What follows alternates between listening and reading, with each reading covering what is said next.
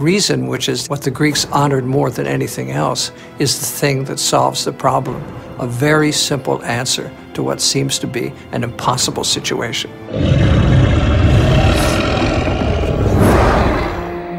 Ariadne secretly visits Theseus in his holding cell and offers him her clue on one condition. He must marry her if he survives.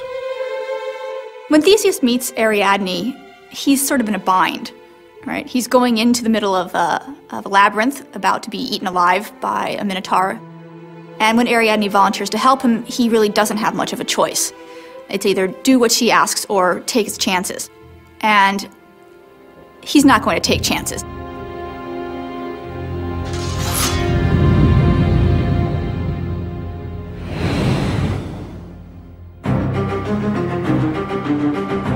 The next morning, 14 victims are locked inside the labyrinth. Lambs ripe for the slaughter.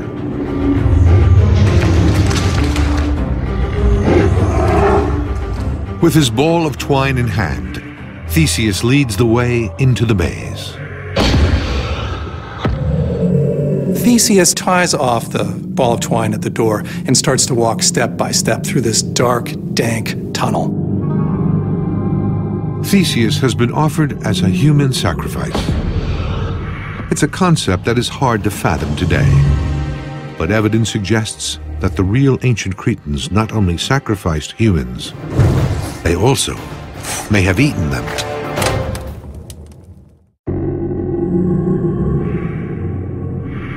Theseus, the prince of Athens, is leading his fellow victims deeper into the labyrinth, determined to confront the Minotaur head-on. He has a ball of twine, a clue, so that he can find his way back out. As the beastly growls of the Minotaur grow louder, Theseus is resolute. But those trapped with him are beginning to unravel.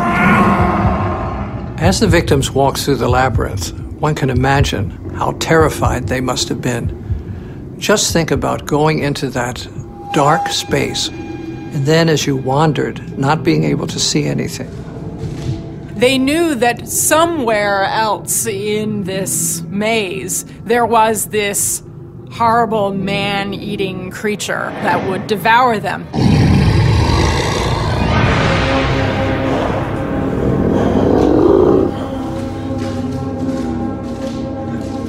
You never know at what point you're going to encounter the monster.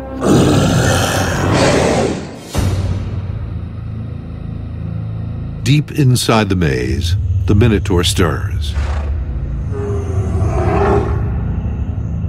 He hears the screams of frightened victims headed his way. And he's ready for his next feast of flesh.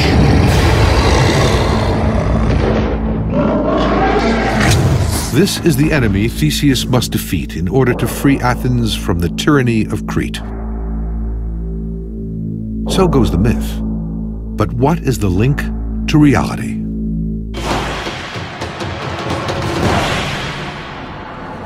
The tension between Athens and Crete during the Bronze Age is well documented.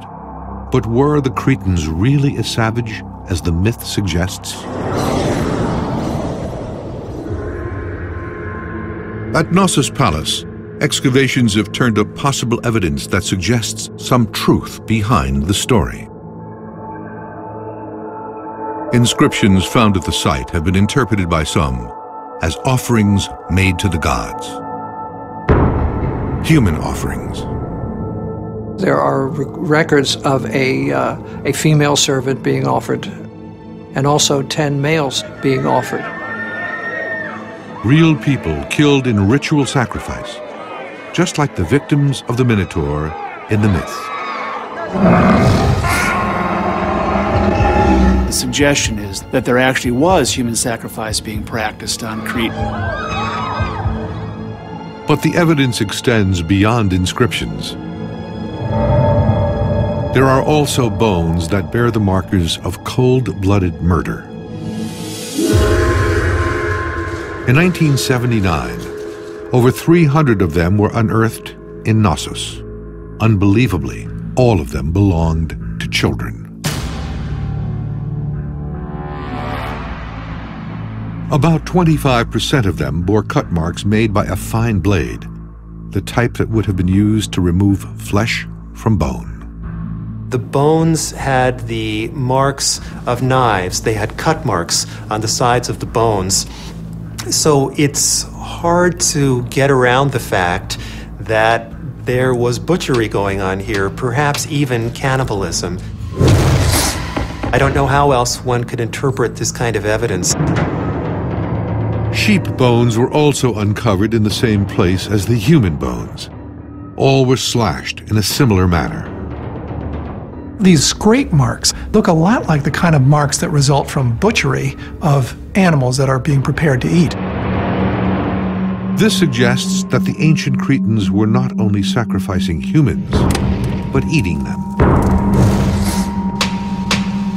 Is the Minotaur's thirst for human flesh an encoded message about cannibalism? It's the most repulsive and abhorrent crime we can ever even imagine. It's a perfect way to demonize someone. So we can imagine that the ancient Greeks would have told this story about their great enemy, Crete, that not only were they horrible people, they were monsters, and even still they were cannibals.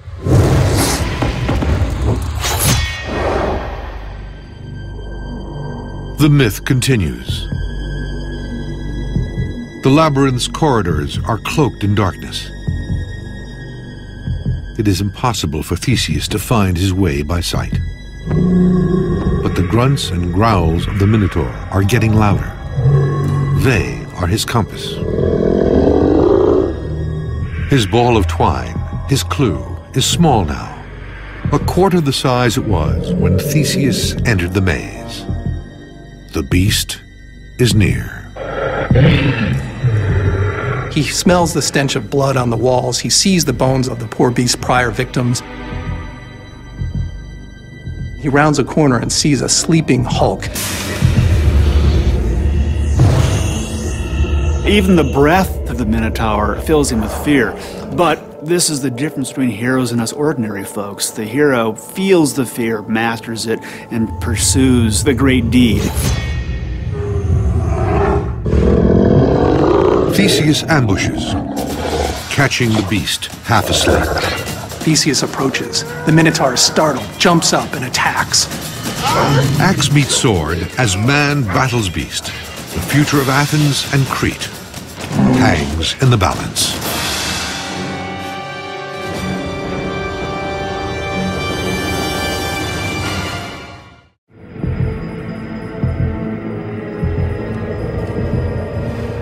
In the pre-dawn hours, the sounds of struggle pierce the night.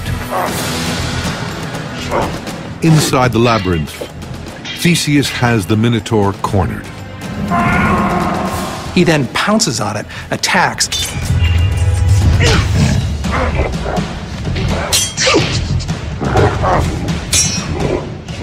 Before the beast even knows what hit him, Theseus has the upper hand. The Minotaur struggles and gasps.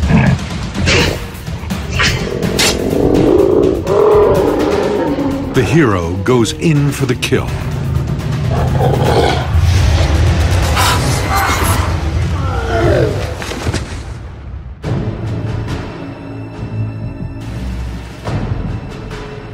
The Minotaur, this tortured, trapped, terrible soul, is dead.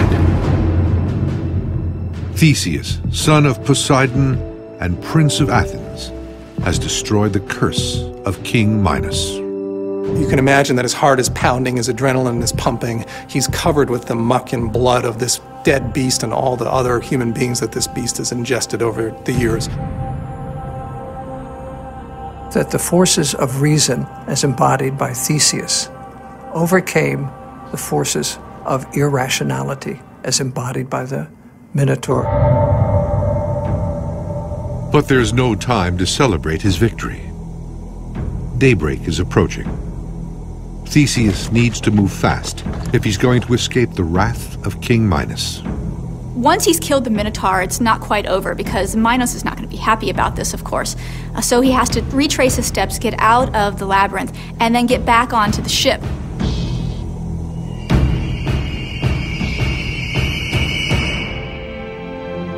he follows his thread back out and leads the still living youths of Athens out of the labyrinth. I can imagine the joy that must have come over the kids when they saw that their fate was not what they expected, that the fate was actually changed by the deed of the hero.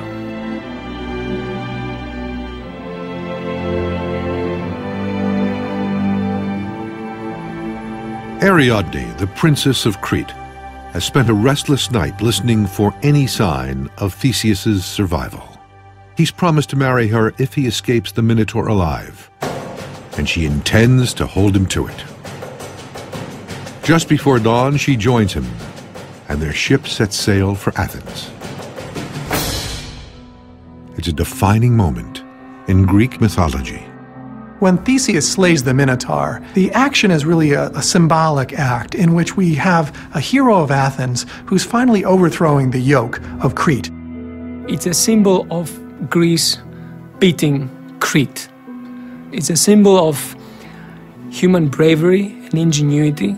So all the stories, they inspired the young citizens to be faithful to their country, to be able to sacrifice themselves for their city's glories, and ultimately to become true citizens of a democratic city. Theseus leaves Crete a hero, but his voyage home will end in tragedy.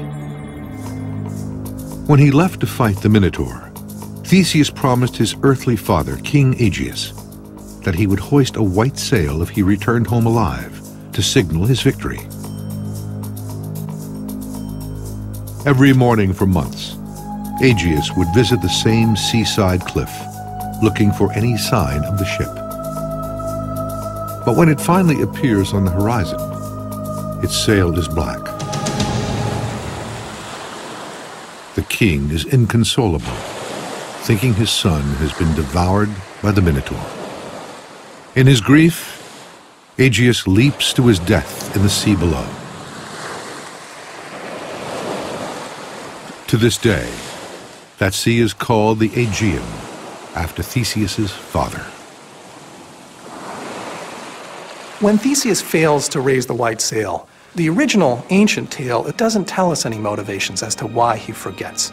But in the end, the original myth seems to suggest a kind of carefreeness of youth. That's the easiest explanation. He was so excited by his victory, he was on his way home, and he simply just forgot to do it. Aegeus's sudden death is a shocking development. Theseus comes ashore not only as the liberator of Athens, but as its new king. The king who, according to the myth, would transform the city from a backwater outpost into a regional superpower. In this myth, Athens' rise to power is definitely credited to Theseus. In fact, the myth seems to have been written in part to prove this.